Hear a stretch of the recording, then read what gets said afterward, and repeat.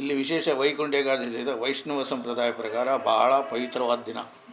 ಆ ದಿನ ನೀವು ದೇವ್ರನ್ನ ವಿಷ್ಣು ಮೂಲದವರು ಯಾವುದೇ ದೇವರ ದರ್ಶನ ಮಾಡಿದ್ರು ಒಂದು ಪುಣ್ಯ ಸಿಗುತ್ತೆ ಅಂತ, ಹಳೆಯ ಪಾಪ ಎಲ್ಲ ಕಳ್ಕೊಬೋದು ಅಂತ ಅದೊಂದು ಪದ್ಧತಿ ನಮ್ಮ ವೈಷ್ಣವ ಸಂಪ್ರದಾಯದಲ್ಲಿ. ಅದಕ್ಕೋಸ್ಕರ ಇಲ್ಲಿ ಲಕ್ಷ್ಮೇಶ್ವರ ದೇವಸ್ಥಾನದಲ್ಲಿ ಶುಕ್ರವಾರ ವೈಷ್ಣವ ಏಕಾದಶಿ ಇರೋದ್ರಿಂದ ಬೇರೆ ಬೇರೆ ಇದೆಲ್ಲ ಏರ್ಪಾಡುಗಳನ್ನು ಮಾಡ್ಕೊಂಡಿದ್ವಿ. 80ರಿಂದ 1 ಲಕ್ಷ ಜನ ಸೇರೋದ್ರಿಂದ ಅವರಿಗೆ ಸ್ಪೆಷಲ್ ಎಂಟ್ರೆನ್ಸು, ಅವರಿಗೆ ಪ್ರಸಾದ ವಿನಿಯೋಗ, ಆಮೇಲೆ ಶಿಸ್ತು ಪ್ರಕಾರ ಒಳಗೆ ದೇವರ ದರ್ಶನ ಮಾಡಿ ವೈಕುಂಠ ದ್ವಾರದಲ್ಲಿ ಮುಖಾಂತರ ಹೋಗಿ ಸ್ವಾಮಿ ದರ್ಶನ ಮಾಡಿ ಉತ್ಸವ ಮೂರ್ತಿ ಆಮೇಲೆ ಪ್ರಸಾದ ವಿತರಣೆ ಮಾಡಿ ಹೊರಗಡೆ ಹೋಗ್ಬೋದು. ಸರ್, ವೈಕುಂಠ ಏಕಾದಶಿ ಅಂತ ಹೇಳಿದ್ರೆ ಸ್ವರ್ಗದ ಬಾಗಿಲು ತೆಗೆದಿರುತ್ತೆ ಅನ್ನುವಂಥದ್ದು. ಈ ಹಿನ್ನೆಲೆಯಲ್ಲಿ ಏನೆಲ್ಲ ವಿಶೇಷ ಪೂಜೆಗಳು ನಡೆಯುತ್ತೆ? ಸ್ವರ್ಗದ ಬಾಗಿಲು ತೆಗೆದಿರುತ್ತೆ. ಅವತ್ತು ಇದು ಮಾಡಿದ್ರೆ ಒಳ್ಳೆ ನಮಗೆ ಮುಕ್ತಿ ಸಿಗುತ್ತೆ ಅಂತ ಒಂದು ಪದ್ಧತಿ ಇದೆ, ಅದು ನಂಬಿಕೆ ಇದೆ. ಆದ್ದರಿಂದ ದೇವರ ದರ್ಶನ ಮಾಡಿದ್ರೆ ವೈಕುಂಠ ವಿಷ್ಣು ದೇವಾಲಯ ಯಾವುದಾದ್ರೂ ನೀವು ಇದು ಮಾಡಿದ್ರೆ ದರ್ಶನ ಮಾಡಿದ್ರೆ ಒಳ್ಳೆ ನಮ್ಮ ಹಿಂದಿನ ಕರ್ಮಗಳೆಲ್ಲ ಕಳೆದು ನಮಗೆ ಮುಕ್ತಿ ಸಿಗುತ್ತೆ ಅಂತ ಒಂದು ನಂಬಿಕೆ ಮೇಲೆ ಇದು ಮಾಡ್ತೀವಿ.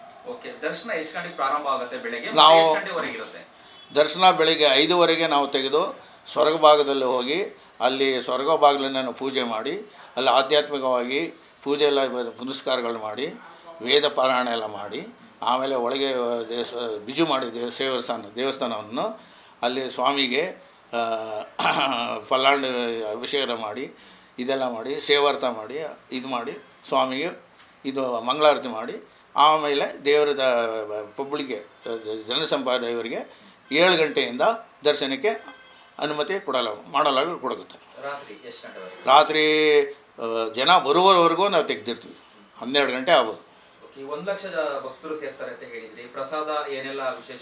ಪ್ರಸಾದ ನಾಳೆ ಏಕಾದಶಿ ಇರೋದ್ರಿಂದ ಅನ್ನ ಇದು ಮಾಡಲ್ಲ. ಬರೀ ರವೆ, ಕಾಳುಗಳು, ಇದು ಉಪ್ಪಿಟ್ಟು, ಸಕ್ಕರೆ ಪೊಂಗಲ್ಲು,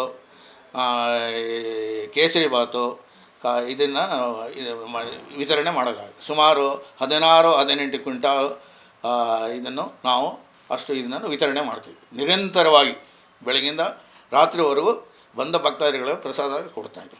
ಓಕೆ, ನಾಳೆ ಭಕ್ತರು ಏನು ಹೇಳಿ ಬಯಸ್ತೀರಾ ಸರ್? ನಾಳೆ ಬರುವಂಥ ಭಕ್ತರುಗಳೇ ಶಿಸ್ತಿಂದ ಬಂದು ಯಾವುದೋ ಅನಾಹುತವಿದೆ ತಾವು ಧರಿಸಿರೋ ಆಭರಣಗಳ ಹೆಚ್ಚಿನ ನಿಗಾ ಇರೋದು, ಸ್ವಾಮಿಯ ದರ್ಶನ ಬರೋದು ಒಂದು ಶ್ರದ್ಧಾಭಕ್ತಿಯಿಂದ ಸ್ವಾಮಿಯ ದರ್ಶನ ಮಾಡಿ ಆಮೇಲೆ ಸ್ವರ್ಗದ ಬಾಗಿಲ ಮುಖಾಂತರ ಹೋಗಿ ಉತ್ಸವ ಮೂರ್ತಿ ದರ್ಶನ ಮಾಡಿ ಪುಣ್ಯ ಪಡೆದುಕೊಳ್ಳಬೇಕೆಂದು ವಿನಂತಿ.